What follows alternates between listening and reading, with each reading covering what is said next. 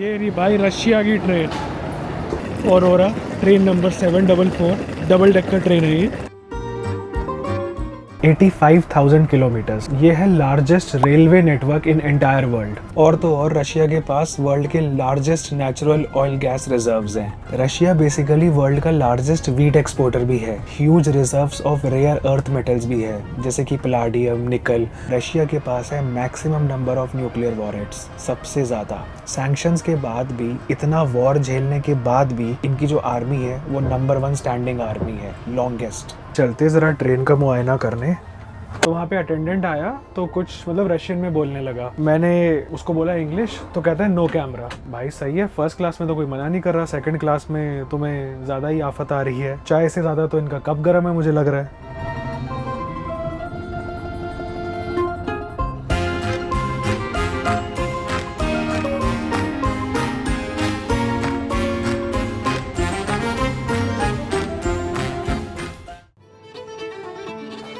Good morning दोस्तों, time आ गया है मॉस्को शहर को अलविदा कहने का और एक नई जर्नी शुरू करने का। स्वागत है आप सबका एक नई वीडियो में। और आज हम जा रहे हैं सेंट पीटर्सबर्ग बाय ट्रेन, और ये जर्नी होने वाली 5 घंटे की। स्टेशन के एंट्री पे तो ज़बरदस्त भीड़ लगी हुई है चेकिंग के लिए। भाई ट्रेन स्टेशन पे भी ना बिल्कुल एयरपोर्ट लेवल की चेकिंग है। सारे बैग रखवा दिए, इलेक्ट्रॉनिक्स भी निकलवा दिए थे। बट सही है क्योंकि भीड़ बहुत है यहाँ पे। मुझे लग रहा है ट्रेन आ गई है। ये रही ट्रेन मेरी।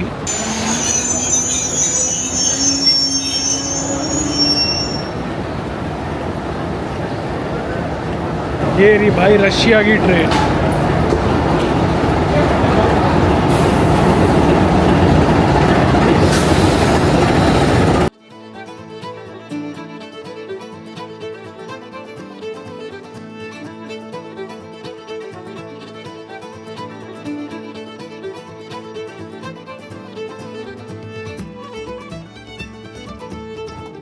भाई तो ये है कंपार्टमेंट की एंट्री। पूरा ऐसा रेड कारपेट टाइप बिछा होता है फर्स्ट क्लास कंपार्टमेंट के लिए। ये देखो पूरा एंट्री से लेकर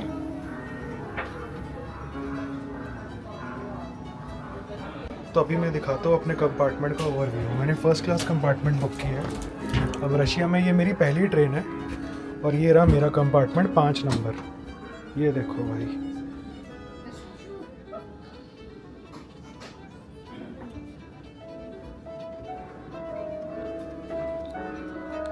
यहाँ पे पूरा डबल पिलो सेट दिया हुआ है।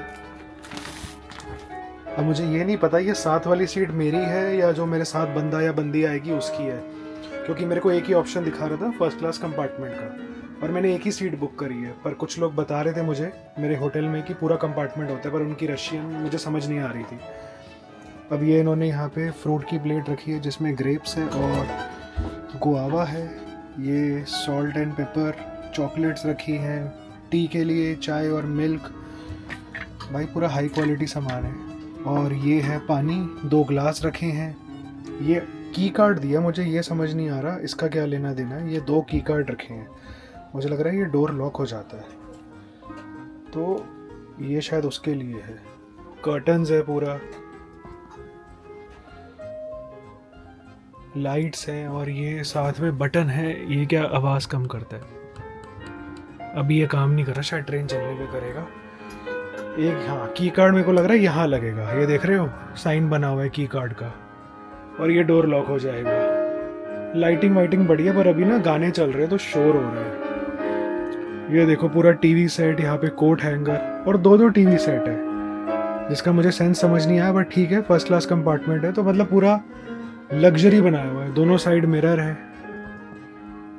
ये देखो एक साइड का मिरर ये, और ये रहा पूरा मेन्यू दिया हुआ है, वो अभी आराम से देखता हूँ। मैगजीन दी हुई है। ट्रेन है ये 13:50 की, अभी हो रहे 42, 8 मिनट बचे हैं। देखते हैं ये कितनी टाइम पे चलती रशियन ट्रेन्स।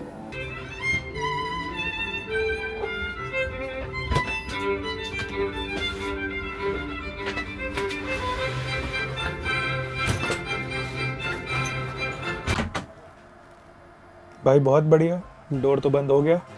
अब अपना ही कंपार्टमेंट है पूरा। तो भाई स्वागत है आप सबका इस वीडियो में। अभी मैं जा रहा हूँ मॉस्को से सेंट पीटर्सबर्ग। ये जर्नी होने वाली है 5.5 घंटे की, और इस 5.5 घंटे की जर्नी के फर्स्ट क्लास के मैंने दिए हैं 16,000 रूबल्स। 16,000 रूबल्स लगभग 16,000 रुपये ही होते, क्योंकि 1 rouble is equal to 1.09 rupees. अब ये ट्रेन है सेकंड बेस्ट ट्रेन। इस ट्रेन का नाम है ऑरोरा ट्रेन, ट्रेन नंबर 744। इसमें मैंने फर्स्ट क्लास कंपार्टमेंट बुक किया और मेरा कंपार्टमेंट नंबर है 005।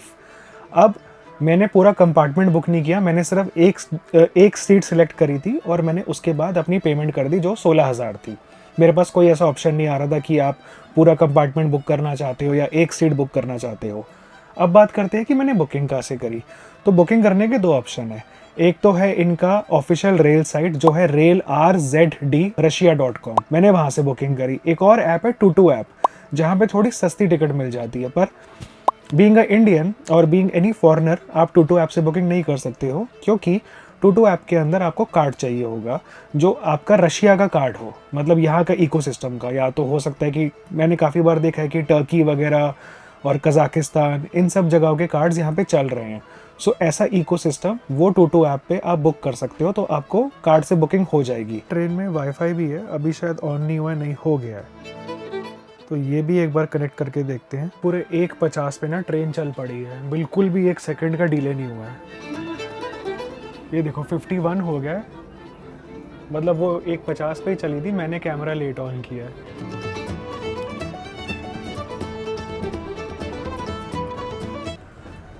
तो एमिनिटीज़ के अंदर मुझे जो फ़िलहाल मिला है वो है ये पानी की बोतल, साथ में ये चॉकलेट, शुगर और मिल्क, आई एम श्योर ये चाय के लिए है। एक और चॉकलेट है, मतलब 2 चॉकलेट्स हैं।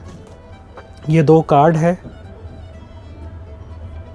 एंट्री के लिए, जो मेरे ख्याल से यहाँ लगेगा अगर मुझे कंपार्टमेंट लॉक करना है। ये अभी काम का नहीं है, पर मेरे ख्याल से अगर ओवरनाइट जर्नी हो और कोई फर्स्ट क्लास से जा रहा हो तो उसके लिए काम का है कि आपके कंपार्टमेंट में कोई आ नहीं सकता। थैंक गॉड एसी चल गया। और ये फ्रूट की प्लेट जिसमें है ग्रेप्स और गुआवा। भाई सीट पे है ये 2 पिलोस, यहाँ पे भी इस साइड पे है ये 2 पिलोस। नीचे बैग रखने की जगह है जहाँ मैंने पूरा अपना बैग डाल दिया है। एक अटैची है मेरे पास, एक सूटकेस बिग साइज़, और एक ये बैग है लैपटॉप बैग। यहाँ पे एक टीवी लगा हुआ है और ये ऑन भी होता है, जो मैंने अभी चला के देखा। प्रॉपर बढ़िया चैनल्स आ रहे हैं इसमें, पर सब रशियन में है तो कुछ देखने लायक है नहीं। भाई 2 टीवी लगे हुए हैं, एक इस तरफ भी देख सकता हूँ और एक यहाँ भी देख सकता हूँ। ये 2 जैकेट यहाँ टांगने की जगह है और 2 जैकेट यहाँ टांगने की जगह है, और डोर पे ही ये पूरा फुल साइज़ मिरर है। इस फर्स्ट क्लास के अंदर ना मील सर्विस भी इंक्लूडेड है। अब मुझे यहाँ पे सीट पे इन्होंने मतलब मेन्यू रखा हुआ है और 2 मैगजीन्स भी रखी है, और मेन्यू के अंदर इन्होंने ऑप्शंस लिखे हैं कि अगर तो 1 मिनट मैं दिखा देता हूँ कि अगर आप 6 बजे के बाद बोर्ड कर रहे हो तो आपका ब्रेकफास्ट इंक्लूडेड है। अगर आप 1:50 की ट्रेन पे जा रहे हो तो या तो लंच या डिनर इंक्लूडेड है। अब ऑब्वियसली मेरी जो ट्रेन है 5 घंटे की, तो लंच ही इंक्लूडेड होगा। और यहाँ पे लिखा हुआ है कि वेजिटेरियन ऑप्शन भी इंक्लूडेड है, तो देखते हैं भाई क्या है। भाई ये है ब्रेकफास्ट ऑप्शन। अब भाई देखते हैं लंच में क्या है, और वेजिटेरियन के ऑप्शन है भाई। सही है भाई किड्स का ब्रेकफास्ट अलग है, कॉटेज चीज़ पैनकेक्स और mango and mint coconut milk rice porridge. Okay okay this option, yes this option, thank you. Coffee, tea? Tea, black tea. Black. Alcohol? Red wine, this one. Красный. Thank you. भाई तो ये अभी आई थी attendant और ये order ले गई। इसने मुझसे पूछा कि भाई 3 ऑप्शंस है और साथ में वेजिटेरियन ऑप्शन है, तुझे क्या चाहिए? तो मैंने ऑर्डर दे दिया। इंग्लिश नहीं आती थी बेचारी को, बट पूरा इसने मुझे समझाने की कोशिश करी पिक्चर्स में कि भाई ये है ये है ये है, और इसने सब कुछ ऐसे बताया कि इसमें से ये इसमें से ये, तो सही से इसने ऑर्डर ले लिया। सो टेस्ट के मामले में तो मैं बाद में बताऊंगा जब खाना आएगा। इसने मेरे से टाइम पूछा तो मैंने इसको बोल दिया 3, तो इसने बोला 3:30। इसने अपने में लिखा कि भाई मैं 3:30 पे दूंगी, मतलब कुछ होगा कि इनका भाई इस टाइम पे देते हैं या 1 घंटे का इनका होगा। तो उसने कहा 3:30 बजे। अभी बज रहे हैं 2। मुझे अभी भूख थी नहीं क्योंकि मैं ब्रेकफास्ट होटल में कर लिया था, तो मैं कोई नहीं 3:30 आराम से खाएंगे, क्योंकि ट्रेन पहुँचेगी तब तक शाम हो चुकी होगी 7:30। फिर देखते सेंट पीटर्सबर्ग में जाके क्या मिलता है। और मुझे याना ने बताया था कि सेंट पीटर्सबर्ग चीपर है इन कंपैरिजन टू मॉस्को। तो जैसे मैं अभी बता दूं, अभी मैं मॉस्को में था, तो मॉस्को में मैंने काफ़ी कुछ चीज़ें विज़िट करी, बट उसने मुझे बताया और मैंने जो खुद भी ऑब्ज़र्व किया कि Moscow is more of a capital city. Moscow में देखने के लिए चीज़ें कम है as compare to Saint Petersburg. Saint Petersburg वो बता रही थी कि काफ़ी चीज़ें हैं वहाँ पे एक्सप्लोर करने को टूरिस्ट के लिए, बट मॉस्को सिर्फ कैपिटल सिटी है और 2-3 चीज़ें ही हैं, जैसे कि आपका अरबाज स्ट्रीट हो गया और एक आपका रेड स्क्वायर हो गया जहाँ पे क्रेमलिन है। तो यही 2-3 मेन चीज़ें हैं मॉस्को में देखने को। उसके अलावा रेस्टोरेंट्स और खाने पीने की चीज़ें, बट वो भी सारी रशियन है मोस्टली, और रशियन मोस्टली बीफ खाते हैं। सबसे पहले तो इनका एक डिश होता है बॉर्श, तो उसको कहते हैं बीफ बॉर्श, ये खाते हैं। और ये इसलिए भी खाते हैं क्योंकि रशिया में जब ठंड पड़ती है ना, तो बहुत भयंकर ठंड पड़ती है, तो ये जो चीज़ होती है ना डिश, इनको बहुत ज़्यादा वार्म रखती है, तो ये खाते हैं।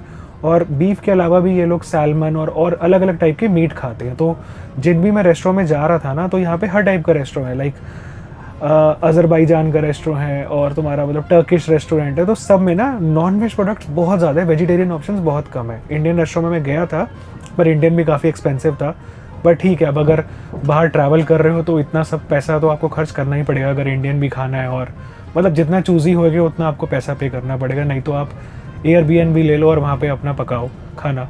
एयरबीएनबी मेरा यहाँ बुक करने का बहुत मन था, बट सैंक्शंस के बाद से एयरबीएनबी की ऐप रशिया में काम नहीं करती है। इन लोगों ने कोई और ऐप बनाई हुई है जिस पे वो सारे अपार्टमेंट्स लिस्टेड है, बट वहाँ पे पेमेंट का जो तरीका है वो बहुत कॉम्प्लिकेटेड है, कैश पे नहीं होता, कार्ड पे होता है, इंटरनेशनल कार्ड्स नहीं चलते हैं। सो उसके लिए आपको सिम कार्ड चाहिए। सिम कार्ड तो मुझे यहाँ आने के बाद मिला, बट पहले के हिसाब से मैं प्लानिंग नहीं कर सकता था, तो इसलिए मैंने होटल्स ही बुक किए हुए हैं, क्योंकि सामान भी मेरे पास है पूरा सूटकेस वगैरह, तो मैंने एक होटल ही बुक किया है। सेंट पीटर्सबर्ग में होटल बुक किया है, वो सिटी सेंटर से लगभग 15-20 मिनट दूर है। तो जब होटल में चेक इन करूँगा तो उसके बारे में तब बात करेंगे। फ़िलहाल ट्रेन काफ़ी अच्छी लगी, अब एक बार बाहर ज़रा घूम के आते हैं और क्या क्या है ट्रेन में। चलते ज़रा ट्रेन का मुआयना करने कि क्या क्या है। ओके, अटेंडेंट बाकियों से ऑर्डर ले रही है, चलते हैं। क्या है ये? तो वॉशरूम है शायद, नहीं ये कंपार्टमेंट। भाई ये स्टेडियम ऊपर, ये इन्होंने पानी का रखा हुआ है, हॉट एंड कोल्ड वाटर। मैंने बताया था ना ऊपर भी कंपार्टमेंट्स हैं, पर मैंने ऊपर नहीं लिया क्योंकि भाई मेरे पास सूटकेस है और ऊपर लेके क्या ही करता। सब ने अपने अपने डोर्स बंद किए हुए हैं, फुल यहाँ पे प्रिवेसी है। ट्रेन शुरू होते ही सबके डोर्स बंद हो गए, इनफैक्ट पहले ही बंद थे। ज़रा वॉशरूम का मुआयना करते हैं। भाई 3-3 वॉशरूम है, तो बहुत बढ़िया है। चलो इसमें चलते हैं।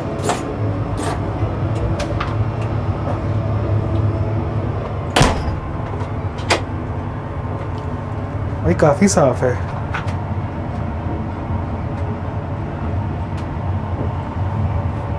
हैंड सैनिटाइज़र भी पड़ा हुआ है, यहाँ पे जैकेट और कोट हैंगर है। सही है, स्पेशियस है काफ़ी। मैं यहाँ खड़ा हूँ तो भी मेरे पास जगह है। मुझे एक्सपेक्टेड नहीं था रशिया के वॉशरूम्स इतने साफ होंगे।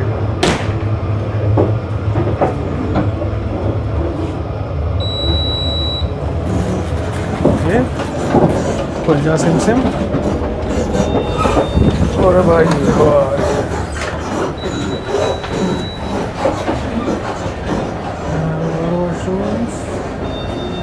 भाई यहाँ तो चेयर कार है।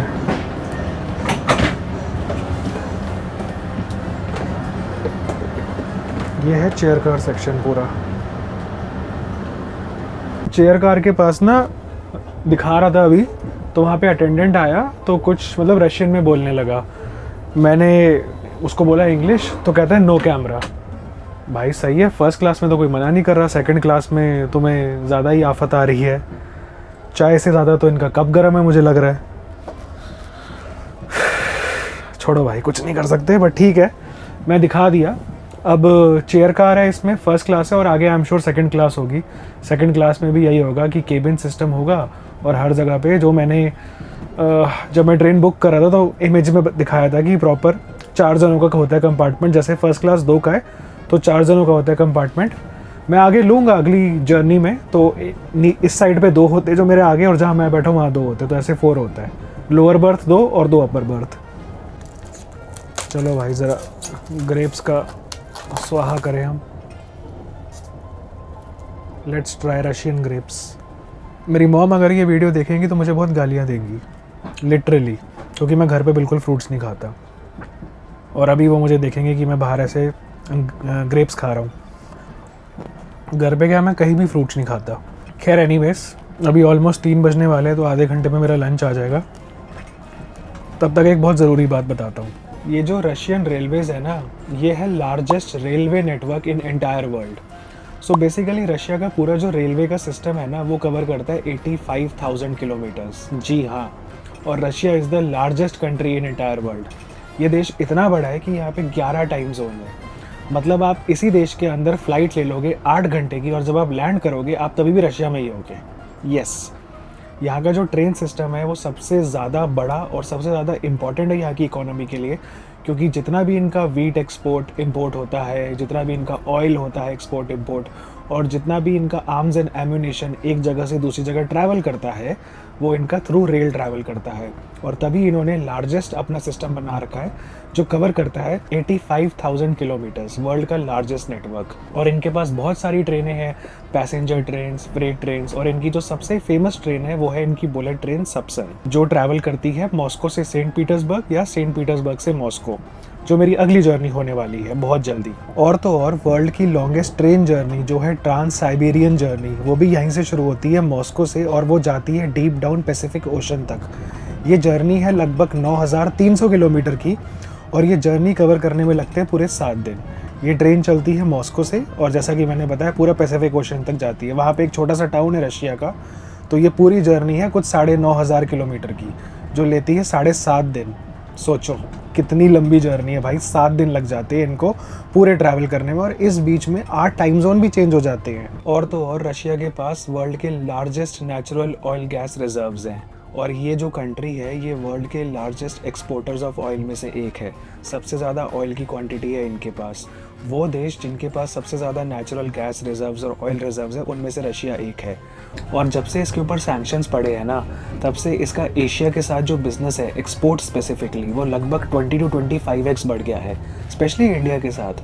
तभी आप हाल फिलहाल में ये सब न्यूज़ देख रहे होगे कि इंडिया के ऊपर भी थोड़े बहुत सैंक्शंस लग रहे हैं या टैरिफ लग रहे हैं, क्योंकि इंडिया के साथ जो इसका बिज़नेस है स्पेशली ऑयल एक्सपोर्ट्स, वो कम से कम 50x बढ़ चुका है।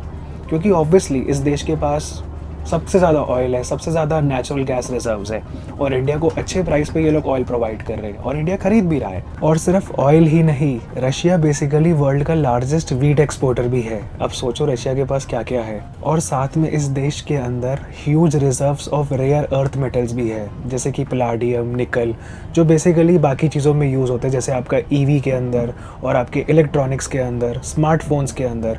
इन सब चीज़ों के अंदर ना अर्थ के रेयरेस्ट चीज़ें यूज़ होती है, मेटल्स, जो ताइवान में भी है, चाइना में भी है, और रशिया में सबसे ज़्यादा है। अब सोचो वर्ल्ड का पूरा एक्सपोर्ट्स रशिया कितना कंट्रोल करता है, और उसी कंट्री के ऊपर कितने सारे सैंक्शंस लग गए। तो समझ रहे हो, ये होता है ग्लोबल पॉलिटिक्स। चलो अभी तक तो हो गई तेल की बातें, natural gas reserves, wheat export import, और साथ में अपने रेयर अर्थ मेटल की भी बात कर ली। लेकिन आपको पता है कि इसी के साथ साथ इस देश में सबसे ज़्यादा न्यूक्लियर वेपन्स है। रशिया के पास है maximum number of nuclear warheads, सबसे ज़्यादा। सैंक्शंस के बाद भी, इतना वॉर झेलने के बाद भी, इनकी जो आर्मी है वो नंबर 1 स्टैंडिंग आर्मी है, लॉन्गेस्ट। अब सोचो कितनी पोटेंशियल है इस देश के पास, कितनी ज़्यादा आर्मी है, कितना ज़्यादा वेपन्स, आर्म्स एंड एम्यूनेशंस है, कितना एक्सपोर्ट करता है ये देश, और उस देश के ऊपर सैंक्शन। इंडिया और रशिया का जो रिलेशन है ना, वो हमेशा से बहुत अच्छा रहा है। इंडिया ने अपने जितने भी स्पेस प्रोग्राम स्टार्टिंग में शुरू किए थे, उसमें रशिया ने काफ़ी हेल्प करी थी। इवन इंडिया के पास जो जेट्स हैं वो भी ऑलमोस्ट रशियन के ही जेट्स हैं, मतलब रशिया एक्सपोर्ट करता है जेट्स। और जो भी हमारा स्पेस प्रोग्राम है, या अभी जो भी हमारा R&D प्रोग्राम है, रिसर्च एंड डेवलपमेंट का, उसमें भी रशिया का बहुत ज़्यादा योगदान है। इवन जो हमारे जेट्स है लाइक सुखोई हो गया, वो भी रशियन मेड है। तो रशिया और इंडिया का रिलेशन काफ़ी टाइम से बना रहा है, लेकिन 2022 के बाद ये रिलेशन बहुत ज़्यादा इम्प्रूव हुआ है और बहुत ज़्यादा स्ट्रॉन्ग हो गया है, क्योंकि 2022 में ही रशिया के ऊपर सैंक्शंस लगे थे। अभी चल रहा है 2025, 2022 में इतने सैंक्शंस लगने के बाद इंडिया रशिया के साथ खड़ा रहा और अपना एक्सपोर्ट इंपोर्ट हमेशा उसने चलाए रखा। ऑब्वियसली ऐसी बहुत सी चीज़ें हैं जो इंडिया भी रशिया को देती है और इसीलिए ये एक्सपोर्ट इंपोर्ट चलता रहा। और ये एक्सपोर्ट और इंपोर्ट जो होता था वो INR में होता है, तो इसीलिए क्या होता है कि US डॉलर काफ़ी ज़्यादा वीक होता है इन सब एरियाज़ में। और यही रीज़न्स है कि US को इंडिया और रशिया के रिलेशन से काफ़ी ज़्यादा प्रॉब्लम्स है, क्योंकि एक तो ये बिज़नेस कर रहे हैं, दूसरा बिज़नेस कर रहे हैं और अपनी करेंसीज यूज़ कर रहे हैं, लाइक INR या रूबल्स यूज़ कर रहे हैं, US डॉलर यूज़ नहीं कर रहे हैं। तो उस सब रीज़नों के कारण US ने अब इंडिया के ऊपर भी काफ़ी सारे ट्रेड टैरिफ्स वगैरह लगाने शुरू कर दिए हैं। आई एम श्योर आप सब ने इंडिया की नंबर 1 मिसाइल ब्रह्मोस के बारे में सुना होगा और आपको पता है कि कितनी सारी कंट्रीज़ इस ब्रह्मोस मिसाइल का ऑर्डर इंडिया को दे चुकी है। सो अभी इंडिया ये मिसाइल जो है रेडीली बाहर एक्सपोर्ट कर रहा है। लेकिन क्या आप लोग ये जानते हैं इस मिसाइल का जो फर्स्ट वेरिएंट बना था उसकी रिसर्च एंड डेवलपमेंट में रशिया ने इंडिया का पूरा सहयोग किया था। और ये भी कहा जाता है कि अगर उस दौरान रशिया इंडिया की हेल्प नहीं करता तो आज जो इंडिया इतनी पावरफुल हो चुकी है मिलिट्री के टर्म्स में, आर्म्स एंड एम्यूनेशन के टर्म्स में इतना ताकतवर हो चुका है कि आज हम खुद अपने आर्म्स एंड एम्यूनेशन बाकी देशों को एक्सपोर्ट करते हैं। उसमें रशियन साइंटिस्ट का और रशिया की गवर्नमेंट का बहुत बड़ा हाथ है। उन लोगों ने हमेशा से हेल्प करी है हमारी रिसर्च एंड डेवलपमेंट के लिए, ताकि जो हमारे यहाँ के साइंटिस्ट हैं उनकी ट्रेनिंग और अच्छे से हो पाए, या जो भी टेक्नोलॉजी का अदलाव बदलाव होता है वो सब रशिया ने किया है। उसी के बाद हम ऐसी मिसाइल बना पाए हैं जिसको आज हर देश अपने पास रखना चाहता है। आप लोग अपनी राय कमेंट में मुझे दे सकते हैं कि क्या सोच है आपकी इसके बारे में। बाकी मैंने आपको सारे फैक्ट्स बता दी रशिया के बारे में। ये वाली चॉकलेट्स ना मुझे याना ने दी थी। उसने बोला था इसमें हलवा है, मुझे समझ नहीं आया, बट अब मैंने खा के देखी, बहुत टेस्टी है। जो हमारे यहाँ हलवा मिलता है ना, ऑलमोस्ट उसी टाइप का हलवा पर ड्राई फॉर्म में इसे चॉकलेट के अंदर डाला हुआ है। बहुत टेस्टी है, लाइक काफ़ी अच्छी चॉकलेट है। सो एक बात मैं बताना चाहूँगा कि रशिया में भी सैंक्शंस लगे हैं, तो हमारे जो कार्ड्स हैं ना वो यहाँ काम नहीं करते हैं। तो अगर कोई भी इसी टाइम पे रशिया आना चाहता है तो उसको कैश लेके आना पड़ेगा। कुछ बुकिंग्स आप ऑनलाइन करवा सकते हो, जैसे होटल बुकिंग्स और ये रेल की बुकिंग, जैसा कि मैंने बताया उसकी वेबसाइट है जहाँ से जाके आप ऑनलाइन बुकिंग कर सकते हो और अब आपका कार्ड चल जाएगा। बट उसके अलावा जो भी कुछ करना है, जैसे आपको यहाँ पे आके अगर लोकल ट्रेन में घूमना है तो उसके लिए आपको पास लेना पड़ेगा, डे पास, जो लगभग मॉस्को में था 375 रुपीज़ का, 375 रूबल्स का, और उसके लिए कैश लगेगा। अगर आपको टैक्सी करनी है तो टैक्सी के लिए यांडेक्स ऐप है। यांडेक्स ऐप के अंदर वैसे तो अगर मैं किसी और जगह जाऊंगा तो कार्ड ऐड हो जाता है, पर यहाँ पे कार्ड ऐड नहीं होगा और यहाँ पे आपको कैश ही देना पड़ेगा। अब एक समस्या जो मुझे यहाँ पे काफ़ी ज़्यादा हो रही है कि मैं इंडिया से करेंसी लेके आया हूँ और जो मुझे करेंसी मिली है ना वो सारे 5,000 के नोट है। अब वो जो 5,000 के नोट है ना वो हर कोई खुला करने को रेडी नहीं होते, क्योंकि यहाँ पे तो इनके कार्ड्स चलते हैं और आजकल आपको पता ही है कि हर जगह पे कैशलेस इकोनॉमी है, तो मोस्टली कार्ड्स या स्कैनर से पे करना या बैंक ट्रांसफ़र वो सब चलता है। तो कई जगह पे ना मुझे काफ़ी प्रॉब्लम फेस करनी पड़ी जब टैक्सी वालों के पास खुले नहीं होते हैं। तो मैं अब हमेशा ये इंश्योर कर रहा हूँ कि बड़ा नोट पहले दूँ ताकि मेरे पास खुले आ जाए। काफ़ी सारे रेस्टोरेंट से मुझे प्रॉब्लम हो रही है। अब मैंने किसी रेस्टोरेंट में जाके अगर कॉफ़ी पी ली है, अब कॉफ़ी कितने की है, क्योंकि यहाँ के जो प्राइसेस है बिल्कुल इंडिया वाले प्राइसेस है। अभी तक मैंने जो भी खाया पिया है ना, सिर्फ एक इंडियन रेस्टोरेंट छोड़ के जहाँ मेरा 1400 का बिल आया था, बट वो भी मैं बोलूँगा इंडियन रेस्टोरेंट तो बाहर महंगा ही होता है और 1400 में मैंने काफ़ी कुछ खाया था। वो मेरी लास्ट वीडियो में था जिसमें मैंने चिकन टिक्का मसाला, गार्लिक नान, रायता, कोक, ये सब मिला के मेरा 1400 का बिल था। तो मैं मानता हूँ ठीक ही, अगर मैं रशिया की किसी कैपिटल सिटी में मेन मार्केट के अराउंड खाना खा रहा हूँ तो इतना महंगा होगा ही। बट बाकी जगह अगर मैं किसी कॉफ़ी शॉप पर चले जाऊँ तो कॉफ़ी कितने की है, 150 रुपये की, 200 रुपये की, साथ में मैं एक केक पेस्ट्री भी ले लूँ तो टोटल बिल कितने का ही होगा, 300, 400, 500 रुपये का। अब उस 500 के लिए अगर मैं 5,000 की करेंसी देता हूँ ना तो लोगों के मुंह बन जाते हैं। वो इसलिए बन जाते हैं क्योंकि इनके पास कैश होता नहीं है कई बार, तो वो मुझे काफ़ी चैलेंजेस फेस करने पड़ रहे हैं। अब ये देखो करेंसी दिखाता हूँ इनकी, ये है इनका 5,000 का नोट, देख रहे हो, कड़क नोट है बिल्कुल। मैं तो नई करेंसी लेके आया था। अब ये 5,000 का नोट है, ये है इनका 100 का नोट, 100 का, और ये है इनका 50 का नोट। अभी तो खैर मैंने काफ़ी खुले ले लिए अपने पास, क्योंकि मुझे स्टार्टिंग में लग रहा था कि ईज़िली खुले हो जाएंगे, क्योंकि मैं ये सोच रहा था कि कार्ड्स नहीं चलते हमारे तो हम तो कैश लेके जाएंगे। तो मुझे बार बार ये लग रहा था कि ये लोग भी कैश पे ऑपरेट करते हैं ज़्यादा। पर यहाँ पे आगे मुझे पता लगा इनकी जो इकोनॉमी है और इनका जो देश है वो सही चल रहा है। प्रॉब्लम्स टूरिस्ट के लिए है सिर्फ। मैंने रशिया के बारे में इतनी सारी इन्फॉर्मेशन दी, लेकिन एक सबसे ज़्यादा इम्पॉर्टेंट इन्फॉर्मेशन बताना मैं भूल गया। रशिया साइज़ में तो बड़ा है ही, और यहाँ पे सबसे ज़्यादा नेचुरल गैस रिजर्व्स है, लेकिन उसी के साथ साथ वर्ल्ड का लार्जेस्ट फ्रेश वाटर लेक वो भी रशिया में ही है, लेक बैकाल। ये जो लेक है ये सबसे ज़्यादा वर्ल्ड का पानी यहीं पर है। फ्रेश वाटर लेक समझते हो, मतलब ऐसा पानी जो पीने लायक है, जो आप अपनी डेली यूज़ में यूज़ कर सकते हो। वो जो सबसे बड़ा लेक है वो है लेक बैकाल, और उसका सारा पानी रशिया में ही है। तो अब पानी रशिया के पास है, तेल रशिया के पास है, न्यूक्लियर वेपन रशिया के पास है, तो सोचो कितना पावरफुल देश है ये। खाना फाइनली आ गया है और 15 मिनट लेट है, कुछ फ़र्क नहीं पड़ता इतना ज़्यादा, बट जस्ट बताने के लिए इन्होंने मेरा ऑर्डर लिया था और मुझे बोला था 3:30 पे ये मुझे सर्व करेंगे। अभी एग्जैक्टली मेरी घड़ी में टाइम हो रहा है 3:45, बट कोई नहीं, खाना देखने में काफ़ी टेम्पटिंग लग रहा है, तो शुरू करते हैं। वाइन और मेन कोर्स इन्होंने साथ दिया। अब आई एम श्योर खाने के बाद फिर ये टी और डेजर्ट देंगे, जो एक्चुअली मुझे इस तरीके से सर्व होता है। सो अच्छी प्रेजेंटेशन है। 15 मिनट लेट आया, बट उसके अलावा ऑल गुड। और वैसे लेट का भी इतना कोई प्रॉब्लम नहीं है, बट मैं देखना चाहता था कि ये कितना टाइम फॉलो करते हैं, क्योंकि ट्रेन पूरे टाइम पे चली है, बट 15 मिनट तो ठीक है यार।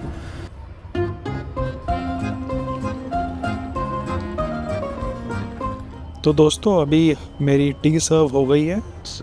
ये मैंने ब्लैक टी मंगाई थी और साथ में ये चॉकलेट मूस। ये बेसिकली केक की तरह ही होता है, पेस्ट्री की तरह।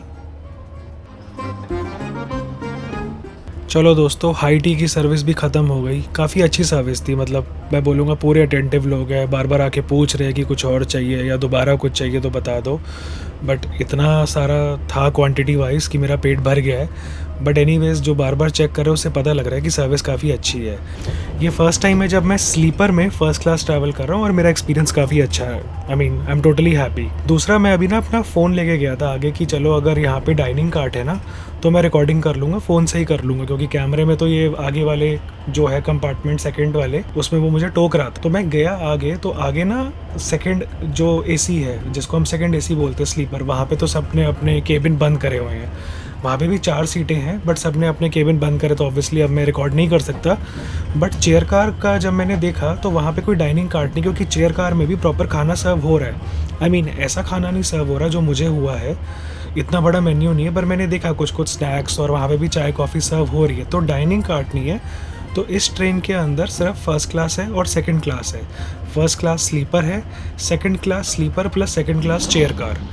तो चेयर कार मुझे काफ़ी ज़्यादा दिखी। आगे मैं 3-4 डब्बों तक गया था, तो सब में सर्विस चल रही थी, मतलब चाय कॉफ़ी के भी। शाम का टाइम हो गया क्योंकि अभी लगभग 6 बज ही गए हैं और अगला 1-1.5 घंटे में सेंट पीटर्सबर्ग आ ही जाएगा। सो यहाँ पे डाइनिंग कार्ड नहीं है, पर ऑब्वियसली डाइनिंग कार्ड की ज़रूरत नहीं है, क्योंकि टिकट प्राइसेस में आपका मील इंक्लूडेड है। आप चाहे फर्स्ट क्लास लेते हो या आप सेकंड क्लास लेते हो या आप सेकंड क्लास चेयर कार लेते हो, आपका मील इंक्लूडेड है आपके टिकट प्राइस में, जो काफ़ी अच्छी चीज़ है। ऑब्वियसली सेकंड क्लास का मील सर्विस थोड़ा फर्स्ट क्लास के कंपैरिजन में हल्का ही होगा, बट येस खाना इंक्लूडेड है। एक चीज़ तो मैं ना देखनी भूल ही गया, मुझे अभी ध्यान गया बैठे बैठे कि मेरी सीट के ऊपर ना एक पाउच सा पड़ा हुआ है। मुझे पहले समझ नहीं आ रहा था, फिर मैंने उतार के देखा तो ये एमिनिटी किट है। ये देखो साथ वाली सीट पे भी है, ये देख रहे हो पाउच, तो ये भी मिला है साथ में। तो ये है एमिनिटी किट। तो इसमें क्या क्या पहले देखते हैं भाई। एक तो भाई कोम्ब, ये क्या है, ये पता नहीं भाई क्या है, खोल के देखना पड़ेगा। और फिर ये शू के लिए, और ये टूथब्रश, ये आई मास्क। ओहो भाई स्लीपर्स भी दिए इन्होंने, ये स्लीपर्स है। स्लीपर्स मैं लेके जा रहा हूँ क्योंकि मेरे को स्लीपर्स है नहीं मेरे पास, मेरे काम आ जाएगी। और ये एक नैपकिन टिशू, भाई सही है। इम्यूनिटी किट भी मिला, गुड गुड। स्टेशन आने में गिनती के 10 मिनट बचे हैं और अटेंडेंट आई थी ये केक देने।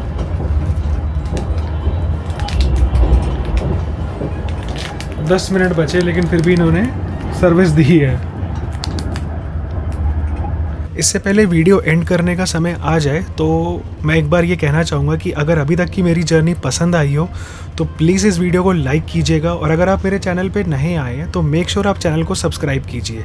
अभी मैं 16 दिन के लिए रशिया में हूँ और आगे पूरे रशिया में मैं ट्रैवल करने वाला हूँ। मेरी मॉस्को की काफ़ी वीडियोस आ चुकी है, अगर आप चाहें तो वो देख सकते हैं कि मैं कैसे दिल्ली से मॉस्को ट्रैवल किया और फिर मैंने मॉस्को में क्या क्या हुआ, कैसे मैंने मॉस्को में लोकल्स के साथ टाइम स्पेंड किया और मुझे उन्होंने मॉस्को के बारे में क्या क्या बताया कि जब से रशिया पे सैंक्शंस लगे हैं, यहाँ पे जो एवरेज इनकम है, एवरेज रेंट है और डेली ग्रोसरीज़ वगैरह के प्रोडक्ट यहाँ पे कितने के मिलते हैं। अगर कोई यहाँ पे एक आम जिंदगी, एक नॉर्मल लाइफ जीना चाहता है तो उसके लिए यहाँ पे क्या है चीज़ें। बट अब अगली वीडियो में मैं पूरा सेंट पीटर्सबर्ग एक्सप्लोर करने वाला हूँ और सेंट पीटर्सबर्ग से भी मैं आगे जाने वाला हूँ दोबारा ट्रेन जर्नी लेके, क्योंकि मैंने सोचा है मैं रशिया में जो भी ट्रैवल करूँगा सिर्फ ट्रेन से ही ट्रैवल करूँगा। जैसे अभी मैंने फर्स्ट क्लास एक्सपीरियंस किया है, इसके बाद मैं सेकंड क्लास एक्सपीरियंस करूँगा और आगे मेरा प्लान है कि रशिया की बुलेट ट्रेन भी एक्सपीरियंस करूँगा। तो बने रहिएगा मेरे चैनल पर और please make sure to subscribe my channel.